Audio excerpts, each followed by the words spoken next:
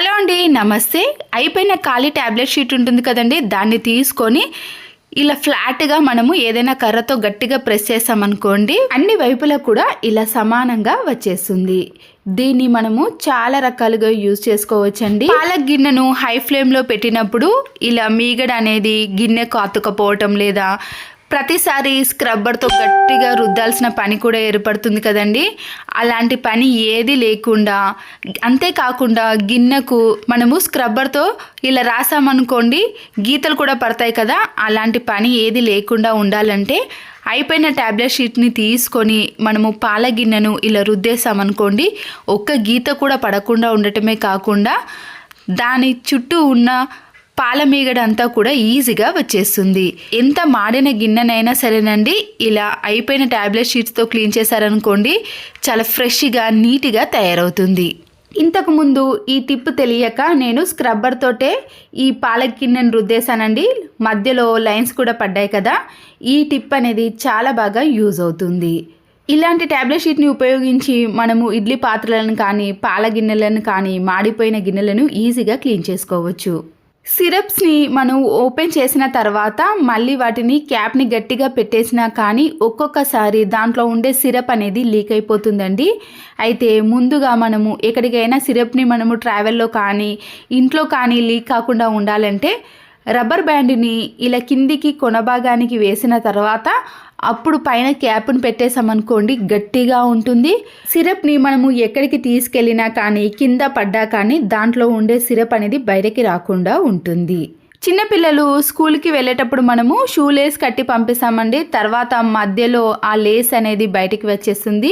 అయితే చిన్నపిల్లలు మళ్ళీ ఆ షూ లేస్ని కట్టుకోవాలంటే ఇబ్బంది పడతారు కదండి. ముందుగానే మనము షూ లేస్ని కట్టినప్పుడే హాట్ వాటర్ ఉంటుంది కదండి, ఒక్కొక్క డ్రాప్ అనేది ఎక్కడైతే షూ లేస్ని ముడివేసామో ఆ డ్రాప్ అనేది దానిపైన వేసేయండి. ఇలా చేశారనుకోండి మనం షూ లేస్ ముడి అనేది చాలా గట్టిగా ఉంటుందండి. పిల్లలు ఇంటికి వచ్చే వరకు కూడా ఆ ముడి అనేది విడిపోదు. చెప్పులు కానీ షూస్ కానీ ఏవైనా నీటితో శుభ్రం చేసిన తర్వాత బయట ఆరబెట్టుకుంటాం కదండి. ఇలా ఆరబెట్టుకున్నాం అనుకోండి చెప్పులు అనేవి త్వరగా ఆరిపోతాయి, కానీ ఇవి అస్సలకే నిలబడకుండా ఉంటాయి కదా. అలాంటి టైంలో మన ఇంట్లో ఉండే బట్టల క్లిప్ ఉంటుంది కదండి, ఆ బట్టల క్లిప్ను తీసుకొని ఇలా రెండింటిని జాయింట్ చేసి మనం పెట్టేసామనుకోండి దాంట్లో ఉండే వాటర్ అనేవి ఈజీగా వచ్చేసాయి. అప్పుడు చెప్పులు అనేవి చాలా త్వరగా ఆరిపోతాయి. ఫ్రిడ్జ్లో మనము కూరగాయలతో పాటు సరుకులను కూడా పురుగు పట్టకుండా స్టోర్ చేసుకుంటాం కదండి.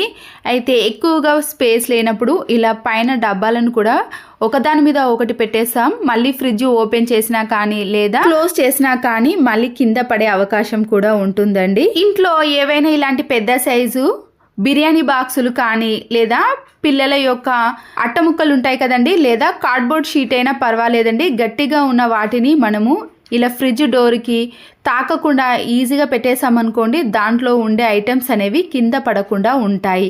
మనము ఎంత గట్టిగా ఓపెన్ చేసినా కానీ క్లోజ్ చేసినా కానీ ఇలా ఒకదానిపైన ఉన్న ఒక బాక్సులు కూడా అస్సలకే కింద పడవు. మరొక యూస్ఫుల్ టిప్, ఇంట్లో రేషన్ బియ్యం కానీ సన్న బియ్యం ఎలాంటి రైస్ అయినా సరేనండి త్వరగా పురుగు పట్టే అవకాశం అయితే ఉంటుంది. దాంట్లో నల్ల పురుగు కానీ తెల్ల పురుగు అనేది ఎక్కువగా పడుతుంది కదా.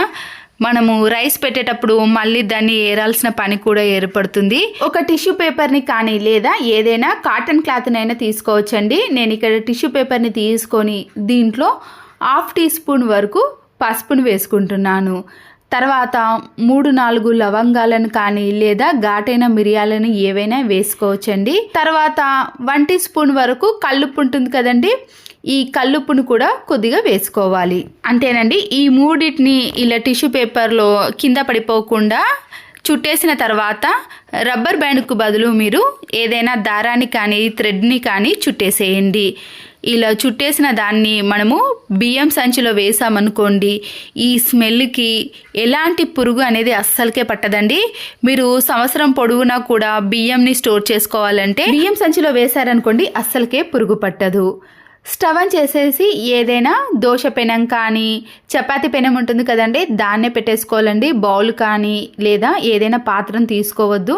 వేడి అయిన ఈ పెనం పైన కొన్ని పాలను వేసి 1 స్పూన్ వరకు పసుపును వేసి వేడి అయ్యేంత వరకు అలాగే ఉంచేసేయండి.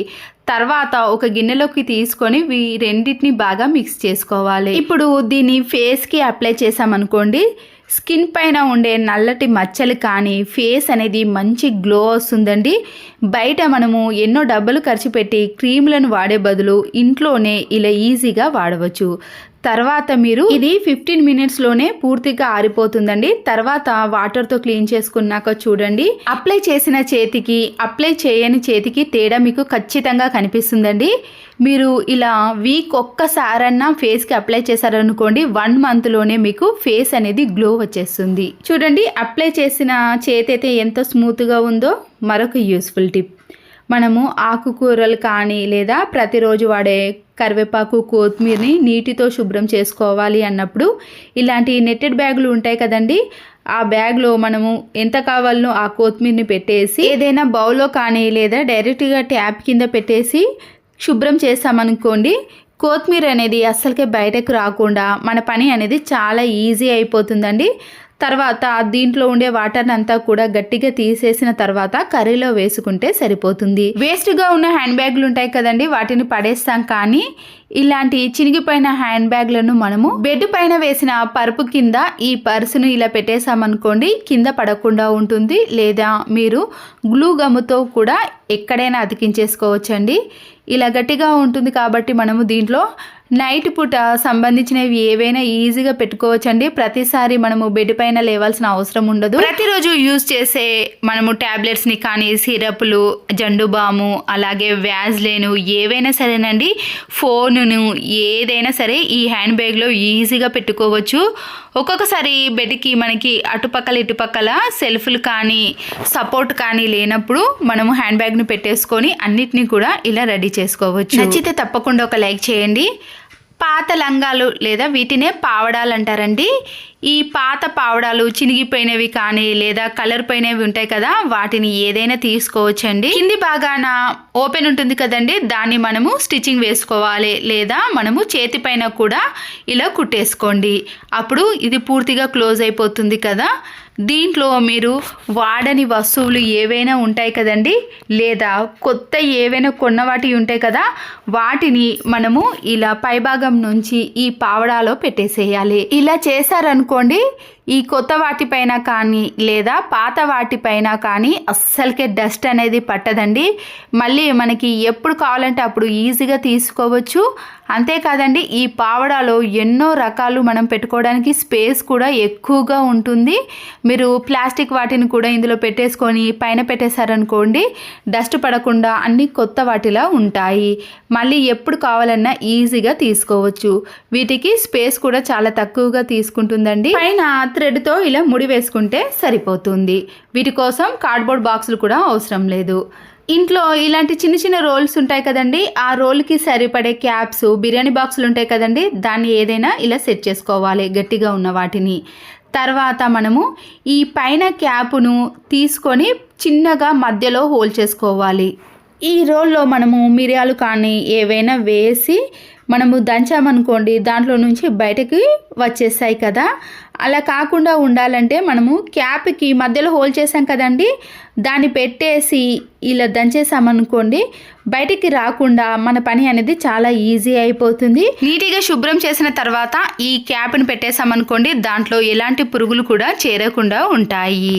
మన ఇంట్లో వాడని చిన్న చిన్న క్యాప్స్ కానీ ప్లాస్టిక్ బాక్సులు ఏవైనా సరేనండి, దీనికి ఇలా సెట్ అయ్యేది పెట్టేసుకున్నాం అనుకోండి, చాలా సింపుల్గా ఈజీగా మన పని అనేది కిచెన్లో అయిపోతుంది.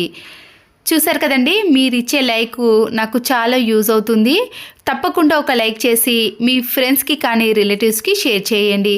మరో యూస్ఫుల్ వీడియోతో మళ్ళీ కలుద్దాం. Thanks for watching.